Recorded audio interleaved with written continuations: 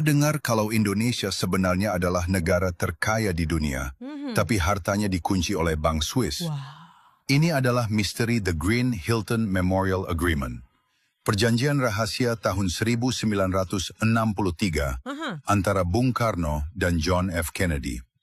Konon, AS meminjam 57.000 ton emas murni milik Indonesia untuk memperkuat mata uang dolar dengan imbalan bagi hasil bagi pembangunan kita. Tapi anehnya, sesaat setelah tanda tangan, Kennedy tewas tertembak. Dan tak lama kemudian kekuasaan Soekarno pun tumbang. iya Kebetulan, hingga detik ini, banyak orang berburu obligasi emas ini. Tapi banyak juga sejarawan yang bilang ini hanya mitos politik terbesar di abad ini. Menurutmu, emas ini benar-benar ada?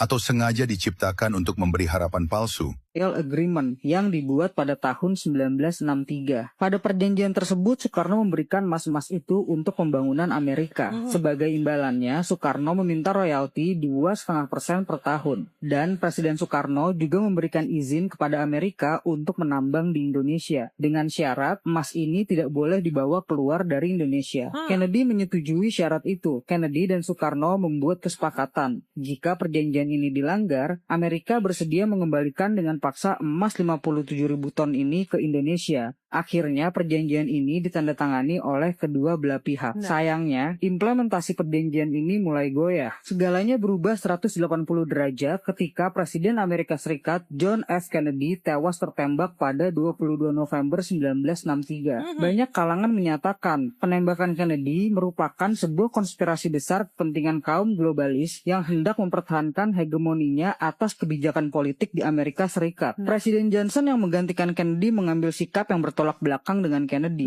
Johnson mengurangi bantuan ekonomi kepada Indonesia, kecuali kepada militernya. Emas 50.007 ton yang dipinjam dipindahkan ke salah satu bank dan diklaim oleh pihak-pihak tertentu. Salah seorang tokoh di belakang keberhasilan Johnson, termasuk dalam kampanye pemilihan Presiden Amerika Serikat tahun 1964, adalah Augustus C. Long, salah seorang anggota Dewan Direksi Freeport. Agustus 1965, Long diangkat menjadi anggota Dewan Penasihat Intelijen Kepresidenan Amerika Serikat untuk masalah luar negeri.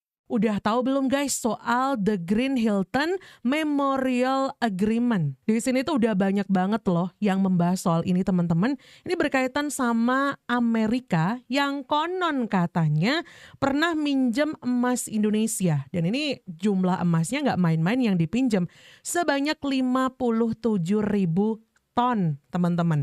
Ini untuk membangun perekonomian Amerika kala itu yang dipresideni John F. Kennedy. Dan yang tahu soal perjanjian itu konon katanya adalah Soekarno dan juga John F. Kennedy.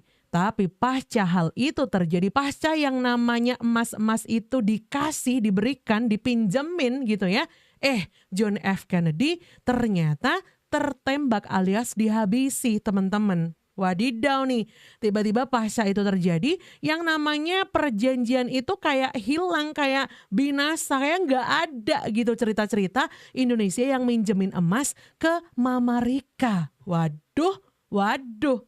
Apakah itu dalam rangka sebuah operasi intelijen supaya mereka nggak ngembaliin pinjaman itu, teman-teman? Pernahkah kamu mendengar bahwa Presiden Soekarno memiliki emas yang jika dijual dapat melunasi semua hutang Indonesia dan bahkan masih sisa? Namun hingga saat ini harta peninggalan tersebut masih belum terungkap dan belum ditemukan. Ada spekulasi yang mengatakan bahwa Soekarno mewarisi kekayaan Kerajaan Mataram. Ada juga yang menyatakan bahwa itu adalah dana revolusi senilai 55 triliun. Namun pernyataan tersebut belum bisa dibuktikan. Salah satu klaim yang sering diyakini adalah Soekarno memiliki emas batangan seberat 57 ton yang disimpan di Bank Swiss. Konon, seluruh emas tersebut dipinjam Presiden Kennedy untuk digunakan dalam pembangunan Amerika melalui Green Hilton Memorial Agreement antara Soekarno, John Kennedy, dan seorang bankir di Swiss. Bahkan buku berjudul Harta Amanah Soekarno juga membahas hal tersebut. Jadi menurut kalian ini hanya kontroversi atau fakta? Indonesia punya cerita. Menurut Ketua Swissman,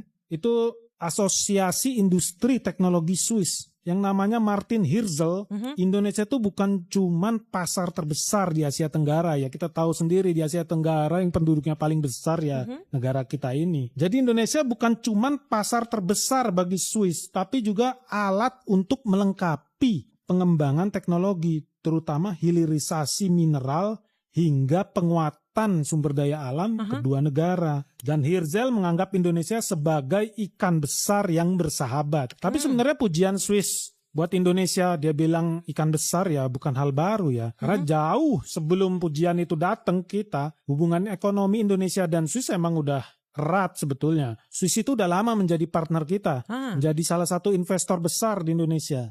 Bahkan kalau kita lihat data dari CNBC, itu jelas kelihatan Swiss itu salah satu 5 investor terbesar di Indonesia. Wow. Gimana guys menurut kalian ya? Tiba-tiba yang namanya Swiss ini tadi mengatakan Indonesia sebagai ikan besar, ya kan?